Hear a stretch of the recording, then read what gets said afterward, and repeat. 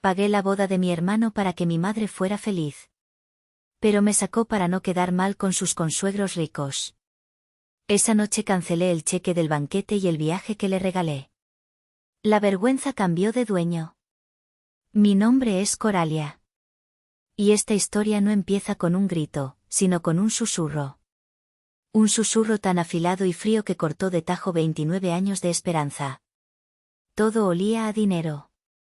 A flores exóticas traídas desde Holanda, a pino fresco de los arreglos que adornaban las mesas, y al perfume caro de los invitados que aún no llegaban. Estaba de pie en el vestíbulo de La Casona de Chipinque, un lugar en San Pedro Garza García donde las bodas no se celebran, se exhiben.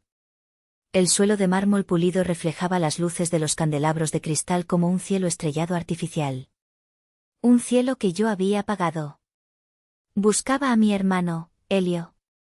Era su noche, su boda, el evento que mi madre, Berenice, había planeado no como una celebración de amor, sino como su propio ascenso al Olimpo social de Monterrey. Mi vestido era elegante, un azul marino de seda que había comprado en una boutique discreta, caro pero sin gritarlo. Siempre había preferido la calidad sobre la ostentación, una filosofía que mi madre despreciaba profundamente. La vi antes de que ella me viera a mí. Berenice se deslizaba entre los coordinadores de eventos, su vestido dorado con incrustaciones de pedrería era un faro de opulencia. Parecía la reina de un pequeño país, inspeccionando sus dominios. Su sonrisa era amplia y practicada, pero se congeló en el instante en que sus ojos se encontraron con los míos. Por una fracción de segundo, vi pánico en su mirada, seguido inmediatamente por una máscara de fría irritación. Se disculpó con la pareja con la que hablaba y caminó hacia mí con pasos rápidos y decididos. El murmullo de la orquesta de cámara afinando sus instrumentos pareció desvanecerse. Solo podía escuchar el repiqueteo de sus tacones contra el mármol, un sonido agudo y sentencioso que se acercaba. Se detuvo frente a mí. Su perfume, una mezcla abrumadora de jazmín y sándalo, llenó el aire. No me abrazó. No me sonrió. Sus ojos se movieron con nerviosismo a ambos lados, asegurándose de que nadie estuviera prestando atención a nuestro encuentro. Agarró mi brazo, sus uñas pintadas de un rojo perfecto clavándose ligeramente en mi piel, y me arrastró hacia un pequeño recoveco detrás de una enorme maceta con una palmera. Coralia, su voz fue un siseo, un susurro venenoso que no concordaba con la calidez de la noche. ¿Qué haces aquí todavía? Te dije que podías venir a supervisar que todo estuviera en orden, pero ya es hora. Parpadeé, confundida. ¿Hora de qué, mamá? Los invitados apenas están llegando. Buscaba a Helio para darle un abrazo antes de que todo empiece. Su agarre se hizo más fuerte.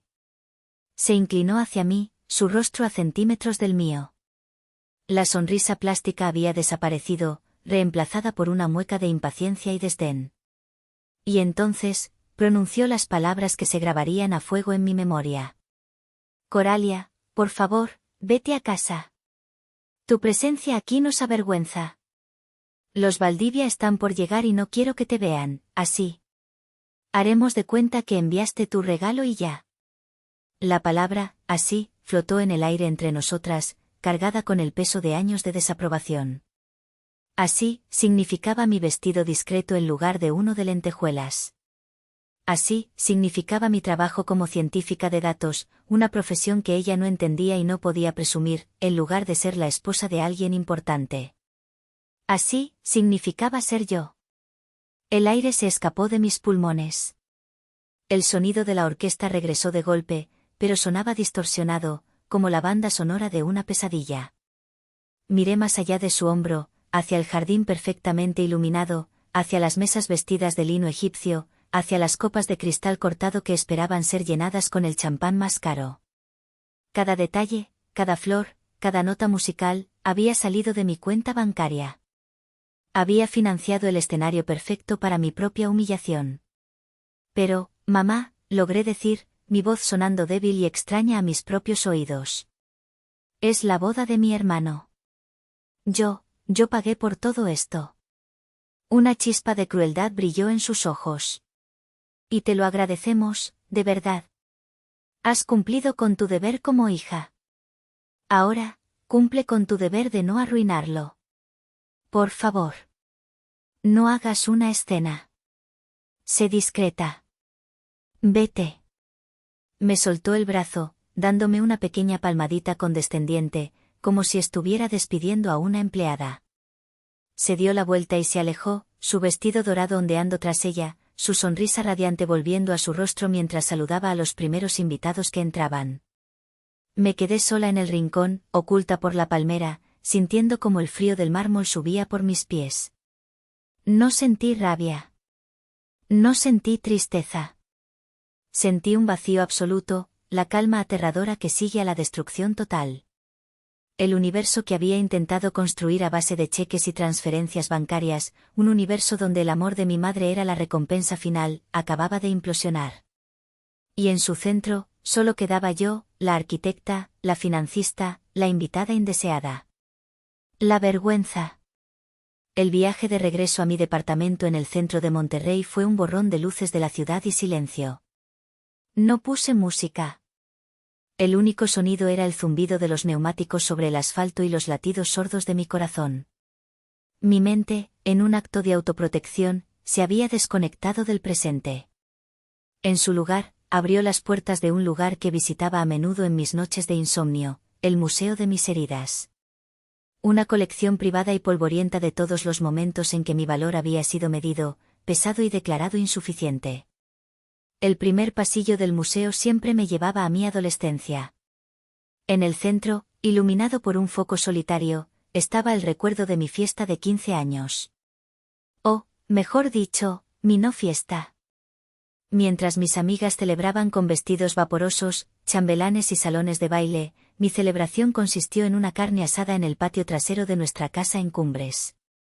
Berenice lo había justificado con un suspiro dramático: «Ay, mija, es que no hay dinero. Con lo cara que está la vida, tenemos que ser prudentes». Yo, ingenua, le creí. Acepté las hamburguesas y el pastel comprado en el supermercado con una sonrisa forzada.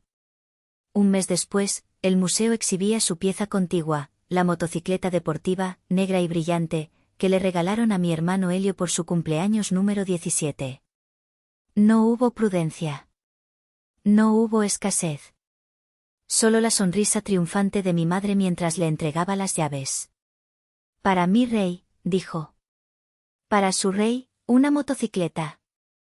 Para mí, la lección de que el dinero no era el problema era yo. Avancé por el pasillo del tiempo, pasando de largo viñetas de desprecios menores, los elogios desmedidos para Helio por aprobar un examen con la nota mínima, mientras mis matrículas de honor eran recibidas con un encogimiento de hombros. La forma en que mi madre presumía del «don de gentes» de Helio, mientras describía mi amor por las computadoras como algo raro y poco femenino. Llegué a la sala principal, la de los grandes hitos. En una pared colgaba una fotografía enmarcada de mi graduación. Yo, con toga y birrete, sosteniendo mi título con honores en ciencias de la computación de una de las mejores universidades del país. Recuerdo la emoción que sentí ese día, la sensación de que finalmente había logrado algo innegable, algo que ni siquiera mi madre podría minimizar. ¡Qué equivocada estaba! El recuerdo se reproducía en un bucle junto a la foto. Estábamos en un restaurante para celebrar. Mi tío Porfirio, el hermano menor de mi difunto padre, había insistido en ir. Berenice levantó su copa, no para brindar por mí, sino para anunciar: «Bueno, ahora que Coralia ya es toda una profesionista, por fin podrá mantenerse sola y ayudar a su hermano con sus gastos. Es lo menos que puede hacer por la familia, ¿no creen?». El orgullo que yo sentía se marchitó. Mi logro no era un motivo de celebración, era la activación de una nueva línea de crédito. Mi título no era una corona, era un yugo. Pero la pieza más dolorosa del museo no era un recuerdo de humillación pública, sino uno de desinterés privado. Estaba en una vitrina de cristal, en el rincón más oscuro de la sala. Dentro, había una réplica de mi escritorio, y sobre él, un mapa astronómico del siglo XVII. Desde niña, tuve una pasión secreta: coleccionar y restaurar mapas celestes antiguos. Era mi refugio. en la precisión matemática de las constelaciones, en la belleza artística de las cartas estelares, encontraba un orden y una paz que no existían en mi vida familiar. Era un trabajo meticuloso, que requería paciencia, conocimiento y un amor profundo por la historia y la ciencia. Era la parte más auténtica de mí. Una tarde, hace un par de años, le mostré a mi madre mi última adquisición. Un mapa holandés increíblemente raro que había pasado meses restaurando. Mis manos temblaban de emoción. Mira, mamá. Es el Harmonia Macrocosmica de Cellarius, ¿no es la cosa más hermosa que has visto? Berenice lo miró por encima de sus gafas de leer, con la misma expresión que le dedicaría a un insecto en su ensalada. ¿Y para qué sirve eso?, preguntó, su tono teñido de un aburrimiento absoluto. No sirve para nada práctico, admití. Es arte. Es historia. Es el universo en un pedazo de papel. Ella soltó una risita condescendiente. Ay, Coralia. Siempre con tus cosas raras. Con el dineral que gastas en estos papeles viejos y polvorientos, podrías comprarte un buen bolso, algo que la gente pueda ver. Se dio la vuelta y se fue, dejándome sola con mi universo en un pedazo de papel. Ese fue el día en que comprendí que mi madre no solo no entendía mi mundo, despreciaba activamente cualquier parte de mí que no pudiera convertirse en un símbolo de estatus que ella pudiera exhibir. No le interesaba mi inteligencia, ni mi pasión, ni mi alma. Solo le interesaba mi capacidad de generar ingresos para financiar su fachada. El semáforo se puso en rojo, sacándome de mi trance. Las luces de los rascacielos de Monterrey se reflejaban en el cofre de mi auto. El museo mental cerró sus puertas. Las heridas dejaron de ser exhibiciones del pasado y se convirtieron en la cruda realidad del presente. Siempre había sido la misma historia. La carne asada, el título universitario, los mapas estelares, la boda. Diferentes escenarios, misma conclusión, yo era útil, pero invisible. Mi dinero era bienvenido, pero mi presencia era una vergüenza. El semáforo cambió a verde. Pisé el acelerador. Pero esta vez, no conducía hacia la resignación. Conducía hacia un despertar. La llamada que lo cambió todo llegó hace 6 meses. Era Helio, su voz vibrando con una emoción que rara vez le había escuchado. Voy a casarme, Cora, le pedí matrimonio a Gala y dijo que sí. Gala Valdivia. El nombre resonó en mi mente como el tañido de una campana de oro macizo. Los Valdivia no eran simplemente ricos, eran una de esas familias de San Pedro cuyo apellido era sinónimo de poder y abolengo. Eran dueños de constructoras, viñedos, arte. Eran todo lo que mi madre siempre había soñado ser. Mi primera reacción fue de genuina felicidad por mi hermano. Pero una pequeña y fría piedra de aprensión se instaló en mi estómago. Conocía a mi madre. Y sabía que esta boda no sería sobre Helio y Gala. Sería sobre ella. No me equivoqué. 2 días después, Berenice me citó en su casa. La encontré en la sala, rodeada de revistas de novias y con una mirada febril en los ojos. No hubo un «Hola, hija, ¿cómo estás?». Fue directo al grano. Coralia, tenemos que hablar. La boda de tu hermano tiene que ser perfecta. Los Valdivia están acostumbrados a un cierto nivel. No podemos quedar como unos muertos de hambre. Hizo una pausa dramática, sorbiendo de su taza de té. He estado haciendo cuentas. Un evento de esta magnitud es muy caro. Y tu hermano, pobrecito, con su sueldo de gerente junior apenas si le alcanza. Pero tú, a ti te va muy bien, ¿verdad? La pregunta no era una pregunta. Era una declaración de intenciones. La piedra en mi estómago se convirtió en un bloque de hielo. Y entonces, con la esperanza más tonta y persistente del mundo, vi una oportunidad. Quizás esta era la prueba final. Si yo hacía este sacrificio, si les daba la boda de sus sueños, si demostraba mi amor y mi lealtad de una manera tan monumental, entonces, finalmente, tendrían que verme. Tendrían que aceptarme.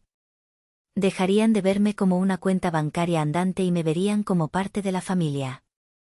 Claro, mamá. Yo los ayudo, dije, mi voz sonando más firme de lo que me sentía. Lo que necesiten. La sonrisa de Berenice fue deslumbrante. Fue la sonrisa de un general al que le acaban de entregar un ejército ilimitado. Sabía que podía contar contigo, mi amor. Eres la hija más generosa del mundo. Las siguientes semanas fueron un torbellino de gastos. Berenice tomó el control total, contratando a la planeadora de bodas más cara de la ciudad. Fui excluida de todas las decisiones creativas y divertidas. No me invitaron a la degustación del menú, ni a elegir las flores, ni a la prueba del vestido de gala. Mi única participación era recibir las llamadas de la planeadora o de mi madre. Coralia, necesito que autorices el pago de las invitaciones. Son de papel de algodón importado con caligrafía hecha a mano. Clic, transferencia de 50.000 pesos. Cora, encontramos el lugar perfecto. La casona de Chipinque. Es carísimo, pero lo vale. Necesitamos el anticipo para mañana. Clic, 200.000 pesos.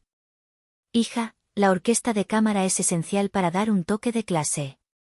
Y el DJ para después tiene que ser el mejor. Clic, 150.000 pesos. El presupuesto original que habíamos discutido se duplicó, luego se triplicó. Cada vez que intentaba poner un freno, cada vez que sugería una opción más razonable, Berenice desplegaba su arsenal de manipulación emocional. ¿Cómo puedes ser tan tacaña? ¿No quieres que tu hermano sea feliz? O el clásico, ¿qué van a pensar los Valdivia? ¿Quieres que nos humillen? ¿Que piensen que Helio se está casando con una familia de arrimados? Tu reputación también está en juego, ¿sabes? Mi reputación. La ironía era tan espesa que casi podía ahogarme en ella. Mi reputación como científica de datos de alto nivel, una de las pocas mujeres en mi campo en el país, no le importaba en lo más mínimo. Pero mi reputación, como miembro de una familia que podía permitirse una boda de millones de pesos, eso sí era crucial. Una tarde, reuní el valor para confrontarla. Mamá, esto se está saliendo de control. El presupuesto para el alcohol es más de lo que cuesta un coche nuevo. ¿Es realmente necesario tener 3 barras diferentes con mixólogos? Me miró con un desprecio apenas disimulado. Coralia, hay cosas que tú simplemente no entiendes. Esto no es una fiesta de cumpleaños en tu oficina. Esto es una declaración. Es nuestro boleto de entrada. Helio se está casando con la realeza de San Pedro. Tenemos que actuar como tal. Y si no puedes entenderlo, al menos no estorbes. Solo paga. Solo paga. Esa frase se convirtió en mi función, en mi identidad dentro de la organización de la boda. No era la hermana del novio. Era la patrocinadora oficial. La cajera automática anónima. A pesar de todo, seguí pagando. Seguí autorizando las transferencias, diciéndome a mí misma que era una inversión. Una inversión en la felicidad de mi hermano. Una inversión en la tranquilidad de mi madre. Pero en el fondo, sabía la verdad. Era la inversión final y más desesperada en mi propia fantasía, la fantasía de que el amor y la aceptación se podían comprar. Y como cualquier mala inversión, estaba destinada a dejarme en la bancarrota. No financiera, sino emocional. El precio de la entrada al mundo de mi madre era mi dinero, sí. Pero el costo real, como estaba a punto de descubrir, era mi dignidad. La puerta de mi departamento se cerró detrás de mí con un sonido suave y definitivo. El silencio del interior era un contraste ensordecedor con el caos que bullía en mi cabeza. Dejé mis llaves en el cuenco de cerámica junto a la entrada, un gesto automático en un mundo que de repente se había vuelto irreconocible. El shock inicial, esa sensación de irrealidad que me había acompañado en el coche, comenzó a disiparse. En su lugar, no llegó la tristeza que esperaba. No hubo un torrente de lágrimas, ni un nudo en la garganta. Lo que sentí fue algo mucho más extraño y aterrador, una calma glacial. Era como si un interruptor dentro de mí, el que controlaba la esperanza y el anhelo, se hubiera apagado para siempre. Caminé descalza sobre el frío suelo de concreto pulido de mi sala. Mi departamento era mi santuario. Un espacio minimalista, decorado en tonos de gris, blanco y madera natural. Cada objeto, desde el sofá de diseño hasta la lámpara de pie, había sido elegido por mí, para mí. Era un reflejo de mi personalidad, ordenado, lógico, sereno. Un universo entero alejado del abarrotado y pretencioso estilo de la casa de mi madre. Una casa que ella nunca se había molestado en visitar. «Ay, hija, es que vives tan lejos», decía, aunque el trayecto duraba 20 minutos. La verdad era que mi mundo, el que yo había construido con mi propio esfuerzo, no le interesaba. Mis ojos se posaron en la pared principal de la sala. Allí colgaba mi tesoro, mi orgullo secreto, una colección de 6 mapas astronómicos antiguos, cada uno enmarcado con un cuidado exquisito. El Harmonia Macrocosmica, de Cellarius, el que mi madre había despreciado, ocupaba el lugar de honor. Me acerqué, mis dedos rozando el cristal que protegía el papel centenario. Las constelaciones doradas brillaban bajo la luz tenue. Leo, Virgo, Draco. Un universo silencioso y ordenado, gobernado por leyes matemáticas inmutables. Un universo que tenía sentido. Fue entonces cuando la voz de mi tío Porfirio resonó en mi memoria. Lo había llamado la semana pasada, abrumada por los gastos de la boda. Su voz, siempre práctica y sin adornos, había sido como un ancla. «Mija», me dijo, «entiendo que quieras ayudar a tu hermano. Pero abre los ojos. Tu madre no está construyendo una boda, está construyendo un monumento a sí misma. Y lo está haciendo con tus ladrillos. Ten cuidado. Esa mujer te va a sacar hasta el último centavo y todavía te va a llamar limosnera cuando se le acabe el dinero». Limosnera. La palabra no era exacta, pero el sentimiento sí. Vergüenza. Esa fue la palabra que ella usó. Me llamó su vergüenza en el umbral del monumento que yo le había construido. Apoyé la frente en el frío cristal del marco. El dolor, un dolor sordo y profundo acumulado durante 29 años, finalmente se abrió paso. Pero no se manifestó en lágrimas. Se manifestó en una claridad cortante, como un diamante de hielo. Me di cuenta, con una certeza absoluta, de que había estado intentando comprar una mercancía que nunca estuvo a la venta, el amor de mi madre. Había estado ofreciendo oro a alguien que solo valoraba el brillo, no el metal. Me enderecé. La calma glacial no se había ido. Al contrario, se había solidificado. Se había convertido en la base de una nueva estructura dentro de mí. Una estructura hecha no de esperanza, sino de acero. Ya no era la hija que suplicaba una migaja de afecto. Era una científica de datos. Y los datos eran claros, la ecuación de mi relación con mi familia no tenía solución. Era un bucle infinito de dar y ser despreciada. Y la única forma de resolver un bucle infinito es romperlo. Caminé hacia mi estudio, un rincón con una vista espectacular del Cerro de la Silla. Me senté en mi silla ergonómica, el cuero frío contra mi piel, y abrí mi computadora portátil. La pantalla cobró vida, iluminando mi rostro con su luz azulada. Era mi portal al mundo, la herramienta con la que había construido mi fortuna. La misma herramienta con la que ellos habían financiado su fantasía. Pero esta noche, no sería una herramienta de creación. Sería un arma de demolición. La pantalla de mi laptop proyectaba un resplandor azulado sobre mi rostro, la única luz en la oscuridad de mi estudio. No había prisa en mis movimientos. No había temblor en mis manos. La furia caliente y caótica que uno ve en las películas había sido reemplazada por una precisión fría, una eficiencia metódica.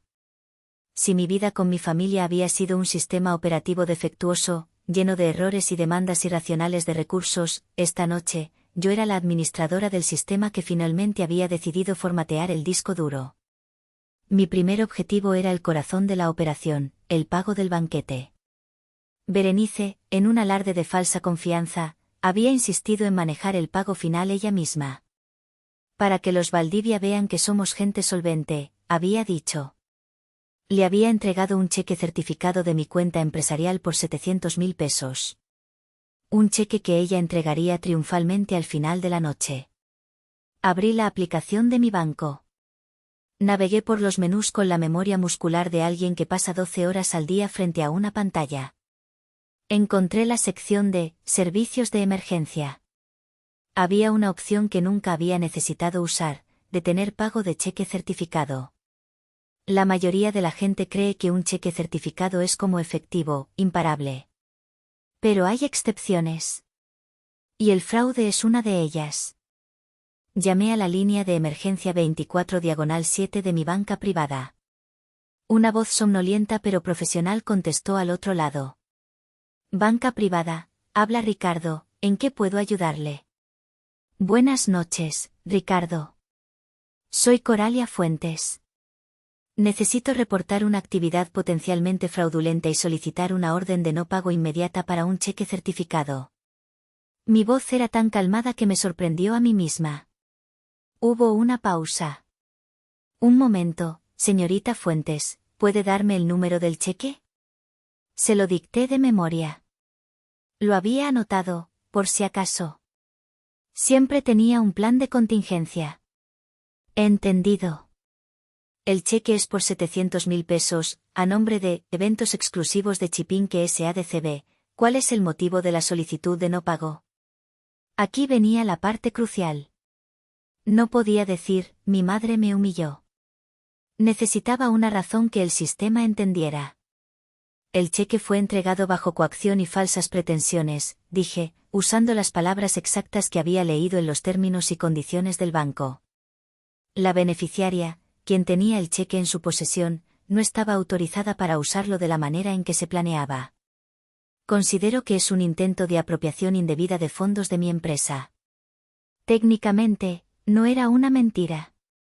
Berenice se había apropiado de mis fondos para un fin que me excluía y me dañaba. El agente tecleó furiosamente. Entendido, señorita Fuentes. Estoy procesando la solicitud. Debido a la naturaleza de la cuenta y al monto, puedo emitir una orden de detención temporal de 24 horas. Para que sea permanente, necesitará presentarse en la sucursal mañana por la mañana, ¿está de acuerdo? Perfectamente de acuerdo, respondí. Estaré allí a primera hora. La orden ha sido emitida. El cheque con número 74-8-1516 no será pagado. Gracias, Ricardo. Ha sido muy eficiente. Colgué. El primer pilar del castillo de naipes de mi madre acababa de ser demolido. Sentí una oleada, no de alegría, sino de un poder tranquilo y sombrío. Mi segundo objetivo era más personal, más simbólico. El regalo de bodas que Berenice se había autoadjudicado, un viaje de 2 semanas por Andalucía, España, para ella y una amiga, por supuesto, porque necesitaba descansar de todo el estrés de la boda. Todo en primera clase, hoteles de 5 estrellas, tours privados. Un capricho de casi 300.000 pesos. Abrí mi correo y busqué las confirmaciones de reserva. Una por una, abrí las pestañas en mi navegador, la aerolínea, la cadena de hoteles de lujo, la compañía de tours privados. El proceso fue metódico. En el portal de la aerolínea, encontré la reserva. El botón de cancelar vuelo brillaba en rojo. Hice clic. Una ventana emergente preguntó, ¿está seguro? Se aplicará una penalización de cancelación. La penalización eran 10.000 pesos. El precio más barato que había pagado por mi libertad. Hice clic en confirmar. Luego, los hoteles. El sistema era similar. Clic, confirmar. La suite con vista a la Alhambra en Granada. Clic, confirmar. El ático con terraza privada en Sevilla. Clic, confirmar. El último fue el tour privado por los pueblos blancos. Este fue el más satisfactorio. Había recibido un correo muy personal del guía, un hombre llamado Javier, detallando el itinerario con una pasión evidente. Le escribí un breve correo. Estimado Javier, le escribo para informarle que debo cancelar el tour reservado a nombre de Berenice Rojas. Han surgido circunstancias imprevistas que hacen el viaje imposible. Le pido una disculpa por las molestias. La tarifa de cancelación puede ser cobrada de la tarjeta registrada. Atentamente, Coralia Fuentes. La parte final de mi plan era la más importante. En el portal de la aerolínea y en el de los hoteles, había una opción para gestionar las notificaciones. Programé los correos electrónicos de confirmación de cancelación para que fueran enviados a la dirección de correo de mi madre. No de inmediato. Eso sería demasiado predecible. Los programé para que llegaran en una cascada, uno tras otro, cada 5 minutos, a partir de las 8 de la mañana del día siguiente. Quería que su mañana, la mañana después de su gran triunfo social, comenzara con el sonido digital de su mundo derrumbándose. Con todo cancelado y programado, me recliné en mi silla. El trabajo estaba hecho. La arquitecta de la ruina había completado sus planos y activado la demolición. Mi último acto de la noche fue el más simple y el más liberador. Abrí la aplicación de contactos en mi teléfono. Busqué, mamá. Su foto, sonriendo en un yate durante unas vacaciones que yo pagué, me devolvió la mirada. Manteniendo presionado su nombre, seleccioné la opción bloquear este contacto. Hice lo mismo con Elio. Luego, con tíos, tías y primos que sabía que eran sus monos voladores. El silencio que siguió no fue un vacío. Fue un espacio. Un espacio limpio y nuevo que, por primera vez, me pertenecía solo a mí. La noche, para Berenice, era perfecta. Desde su mesa de honor, observaba el jardín como un emperador romano contemplando su coliseo. Cada detalle era un reflejo de su gusto impecable, o más bien, de su habilidad para gastar el dinero de otra persona con un gusto impecable. El murmullo de las conversaciones era un bálsamo para sus oídos, una sinfonía de admiración. Los Valdivia, la familia del novio, parecían impresionados. El señor Valdivia padre, un hombre cuya fortuna se medía en hectáreas de parques industriales, incluso le había comentado sobre la excelente calidad del vino. Berenice sonreía, asintiendo con modestia fingida. Siempre lo mejor para mi hijo, decía, aunque la verdad era, siempre lo mejor para mí. Su hijo, Elio, y su nueva esposa, Gala, parecían figuras secundarias en la gran obra de teatro de Berenice. La fiesta estaba llegando a su clímax. Los postres habían sido servidos, el café estaba humeando en tazas de porcelana fina y la banda de jazz tocaba una melodía suave. Era el momento. El momento del pago, el acto final que sellaría su estatus como una anfitriona de clase mundial. El coordinador del evento, un hombre joven y eficiente llamado Mateo, se acercó a su mesa con una tableta en la mano y una sonrisa profesional. Señora Berenice, una noche espectacular. Si me permite, podemos proceder con la liquidación final. Berenice sintió una oleada de poder. Este era su momento. Abrió su bolso de diseñador y sacó el sobre que contenía el cheque certificado. Lo entregó con un gesto estudiado, como si estuviera firmando un tratado de paz. Por supuesto, Mateo. Aquí tienes. Todo en orden.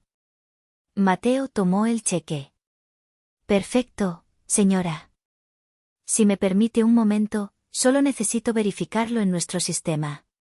Se retiró discretamente. Berenice tomó un sorbo de champán, saboreando su victoria.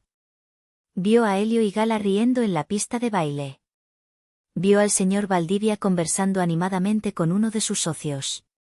Todo estaba exactamente como lo había imaginado. El murmullo a su alrededor era de aprobación. La noche era un triunfo. 5 minutos después, vio a Mateo acercándose de nuevo. Su sonrisa profesional había desaparecido. En su lugar, había una expresión de confusión y preocupación. Se inclinó sobre la mesa, bajando la voz.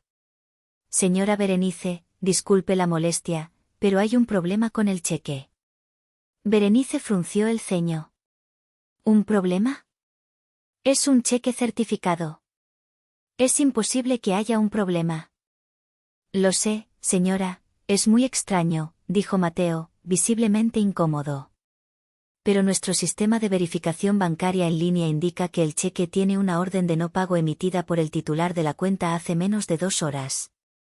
El mundo de Berenice se inclinó sobre su eje. ¿Qué? Eso es ridículo, debe ser un error de su sistema. Su voz se elevó un poco, atrayendo la atención de la mesa vecina. Lo hemos verificado 3 veces, señora. Incluso llamamos a la línea de emergencia del banco y nos confirmaron la orden. El cheque no tiene fondos disponibles. Está bloqueado. El rostro de Berenice perdió todo su color. Sintió una gota de sudor frío recorrer su espalda. Coralia, susurró.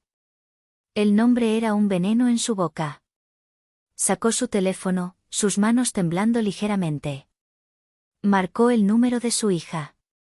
Sonó una vez y luego saltó directamente al buzón de voz. El número que usted marcó no está disponible. Intentó de nuevo. Mismo resultado. El pánico, una bestia fría y horrible, comenzó a trepar por su garganta. Bueno, no importa, dijo, tratando de mantener la compostura. Sacó su tarjeta de crédito, la extensión platino de la cuenta de Coralia. Cobre de aquí, entonces. Y añada una generosa propina por las molestias. Mateo tomó la tarjeta y se fue. Berenice bebió el resto de su champán de un solo trago. Elio y Gala se acercaron a la mesa. ¿Pasa algo, mamá? Antes de que pudiera responder, Mateo regresó. Su rostro era ahora una máscara de disculpa profesional. Señora, lo lamento muchísimo. La tarjeta también fue rechazada. La palabra, rechazada, resonó en la mente de Berenice como un disparo en una biblioteca. Durante un segundo, el mundo se quedó en silencio. Luego, el caos comenzó a filtrarse, primero en sus oídos, luego en la realidad que la rodeaba. ¿Rechazada?, repitió, su voz un graznido agudo. Imposible, esa tarjeta no tiene límite. Mateo, el coordinador, se retorcía las manos. Señora, de verdad lo lamento. El terminal indica, transacción denegada, tarjeta cancelada. La conversación, aunque en voz baja, había comenzado a atraer miradas. La música de jazz seguía sonando, pero ahora parecía una banda sonora burlona. Elio, pálido como el mantel de lino, miraba de su madre al coordinador, completamente perdido. Mamá, ¿qué está pasando? Pero Berenice ya no lo escuchaba. El pánico se había transformado en una furia desesperada. Marcó el número de Elio en su teléfono. Llama a tu hermana, ahora. Elio marcó, se llevó el teléfono a la oreja y luego negó con la cabeza. No contesta, mamá. Me manda a buzón. En ese momento, la fachada de Berenice se resquebrajó. La reina del baile se convirtió en una mujer acorralada. La noticia del problema con el pago comenzó a extenderse como un reguero de pólvora silencioso entre el personal del evento. El chef ejecutivo salió de la cocina, su rostro una nube de tormenta. El líder de la banda de jazz se acercó a Mateo, gesticulando hacia su reloj. La humillación que tanto había temido, la que había intentado evitar a toda costa sacrificando a su propia hija, estaba sucediendo. Y era 1000 veces peor de lo que jamás había imaginado. No era una humillación sutil, no era un comentario malicioso. Era un espectáculo público, un desastre financiero en tiempo real. El señor Valdivia, notando la creciente conmoción, se acercó a la mesa. Su expresión ya no era de admiración, sino de una educada pero inconfundible preocupación. Berenice, ¿está todo en orden? Berenice sintió que el suelo se abría bajo sus pies. Estaba a punto de ser expuesta frente al hombre al que más desesperadamente quería impresionar. Intentó una última mentira. Oh, sí, Alberto, todo perfecto. Solo un pequeño malentendido con el banco. Estas cosas de la tecnología, ya sabes. Pero el chef, un hombre corpulento y sin paciencia para las sutilezas sociales, se acercó directamente a la mesa. Señora, dijo, su voz retumbando. Mi personal ha trabajado 16 horas. Mis proveedores esperan su pago. Si no hay liquidación esta noche, me temo que tendré que llamar a las autoridades. La palabra, autoridades, fue el golpe de gracia. La vergüenza era tan abrumadora que Berenice sintió que se ahogaba. Sus ojos, desesperados, buscaron una salida, una solución, un milagro. Y se encontraron con la mirada calmada y calculadora del señor Valdivia. Él lo entendió todo en un instante. La fachada, la pretensión, el desastre inminente. Con un suspiro casi imperceptible, sacó su propia cartera. Se dirigió a Mateo. Joven, por favor, tráigame la cuenta total. Yo me encargo de esto. Considerémoslo un regalo de bodas para los muchachos. Las palabras eran amables, pero el subtexto era brutalmente claro. No era un regalo, era un rescate. Un acto de caridad que la despojaba de cualquier pretensión de igualdad. La estaba salvando, sí, pero al hacerlo, la estaba marcando para siempre como inferior, como una farsante que había intentado jugar en una liga que no le correspondía. Berenice quería que la tierra se la tragara. Vio la expresión de decepción en el rostro del señor Valdivia. Vio la mirada de lástima de su esposa. Vio la confusión avergonzada en el rostro de su nueva nuera, Gala. Y vio a su propio hijo, Helio, incapaz de decir una sola palabra, reducido a un espectador silencioso de la implosión de su familia. La humillación que le había infligido a Coralia en la oscuridad de un rincón había sido privada y cruel. La humillación que estaba sufriendo ahora, bajo los candelabros de cristal y ante la mirada de la élite de San Pedro, era pública, espectacular y absoluta. La vergüenza, finalmente, había encontrado a su verdadera dueña. Los días que siguieron a la boda no trajeron calma, sino una tormenta de un tipo diferente. Una tormenta de llamadas perdidas, mensajes furiosos y un silencio ensordecedor de mi parte. Me había atrincherado en mi departamento, creando una fortaleza digital e impenetrable. La primera oleada de ataques llegó a través de Helio. A las 3 de la madrugada, horas después de la fiesta, recibí un correo electrónico en mi cuenta personal, una que había olvidado bloquear. El asunto era una sola palabra: traidora. El cuerpo del mensaje era un torrente de acusaciones y victimismo. Arruinaste el día más importante de mi vida. Nos humillaste a todos. Mamá está destrozada. ¿Cómo pudiste hacernos esto, todo por un capricho? Te odio. Leí las palabras sin sentir nada. Ni culpa, ni tristeza. Era como leer el correo de un desconocido. No había ninguna mención de lo que me habían hecho, ninguna pizca de autorreflexión. Solo la rabia de un niño mimado al que le han quitado su juguete más caro. Moví el correo a la papelera y configuré un filtro para que cualquier mensaje futuro de su dirección fuera eliminado automáticamente. La mañana siguiente, como un reloj, la segunda fase de mi plan se activó. Imaginé a mi madre, Berenice, despertando con el sabor amargo de la humillación de la noche anterior. Imaginé su teléfono vibrando en la mesita de noche. DIN. 8 de la mañana. Asunto: confirmación de cancelación de vuelo. DIN. 8:05 de la mañana. Asunto: su reserva en el Hotel Alfonso XIII ha sido cancelada. DIN. 8:10 de la mañana. Asunto: cancelación de su reserva en el Mercer Hotel. DIN. 8:15 de la mañana. Asunto: lamentamos informarle que su tour privado por Andalucía ha sido cancelado. Cada notificación, una pequeña puñalada digital. El golpe de gracia a su ego herido. Fue entonces cuando la verdadera avalancha comenzó en mi teléfono. Llamadas de números desconocidos, mensajes de texto de primos lejanos.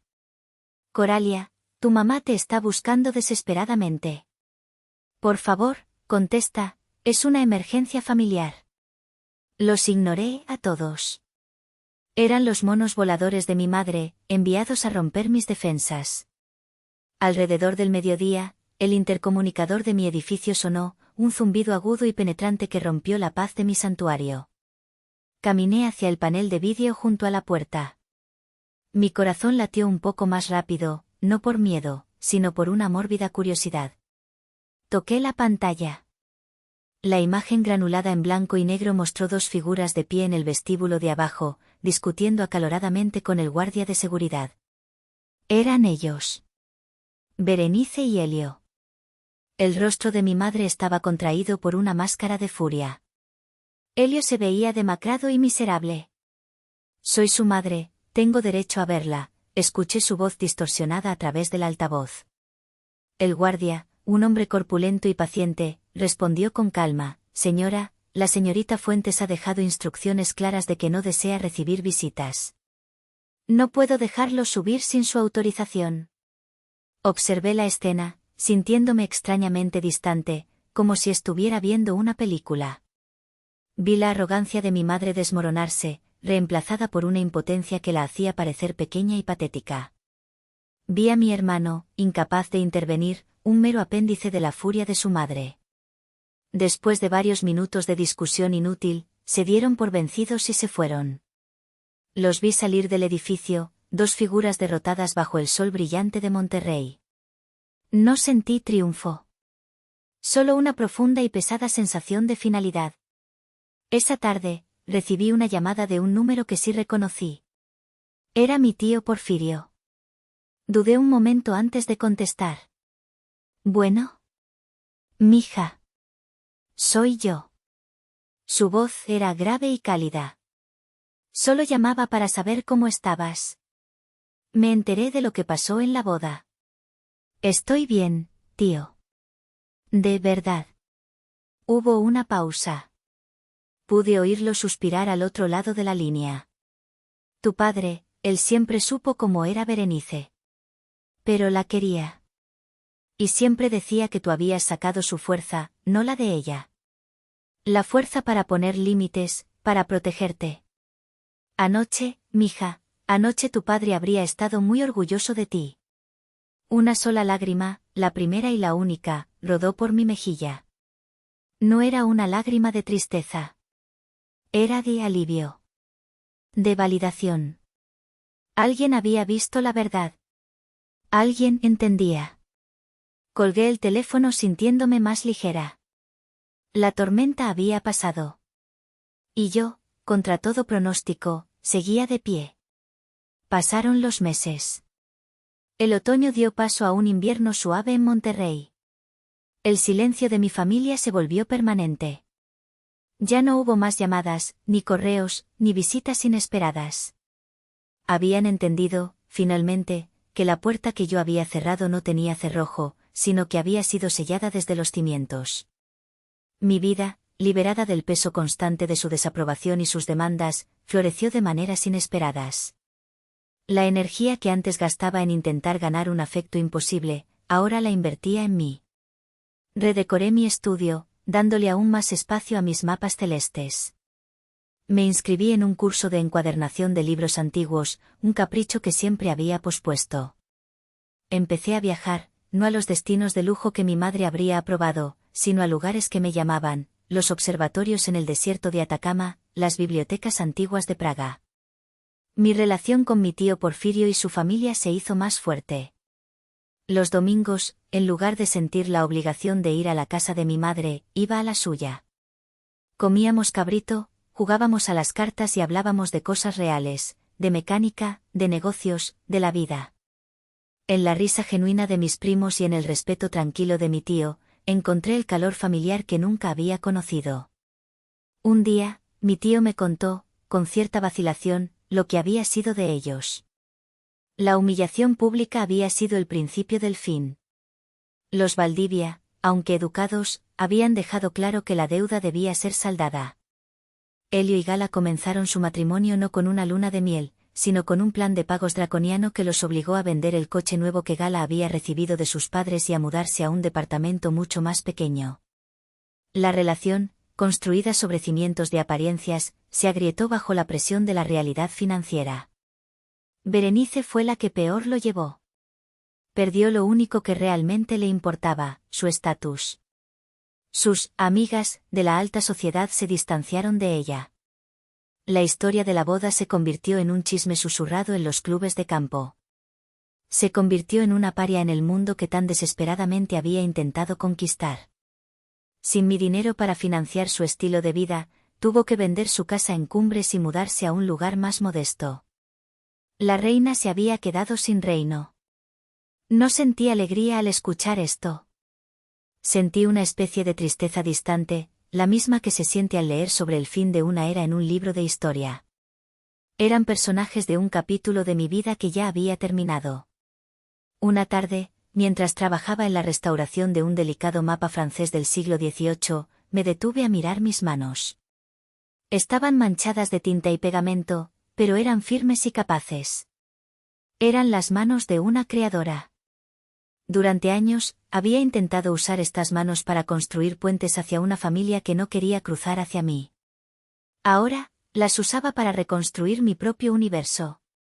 Aprendí que a veces, el acto de amor propio más profundo no es construir, sino demoler. Demoler las expectativas tóxicas, las relaciones unilaterales, las jaulas doradas que nos imponemos a nosotros mismos con la esperanza de ser amados.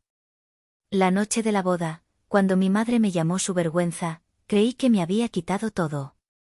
Pero estaba equivocada. Me había dado el regalo más grande de todos, la verdad. Me liberó de la obligación de seguir intentándolo. Me permitió, por primera vez, elegirme a mí. Mi historia con ellos no tuvo un final feliz de película. No hubo una reconciliación lacrimógena, ni una disculpa sincera. Tuvo un final real, silencioso y definitivo. Y en ese silencio, encontré algo mucho más valioso que la aprobación que una vez supliqué. Encontré mi propio valor, un valor que no depende de la cuenta bancaria de nadie, ni de la opinión de otros. Un valor tan vasto y constante como las estrellas en mis mapas. Me encontré a mí misma. Y por primera vez en mi vida, eso fue más que suficiente. Ahora te pregunto a ti que has escuchado mi historia hasta el final. ¿Fui yo la villana por arruinar la boda de mi hermano? ¿O fui simplemente una mujer que decidió que su paz valía más que una fiesta? Si mi historia te ha tocado de alguna manera, si alguna vez te has sentido invisible o infravalorado, déjame un comentario. No tienes que contar tu historia, solo comparte una palabra sobre lo que sentiste. Y si aún no lo has hecho, suscríbete al canal y únete a esta comunidad. Juntos, podemos recordarnos unos a otros que después de la tormenta, no solo se sobrevive. Se aprende a navegar.